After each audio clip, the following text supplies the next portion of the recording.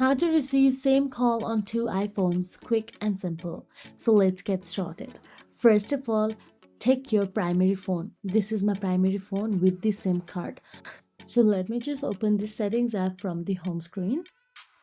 Once inside the settings app, scroll down till the bottom and you'll get to see the apps option available. Tap on it. Inside app, scroll down and tap on the phone. Now inside phone, you will get to see calls on other devices. Tap on it and turn on allow calls on other devices.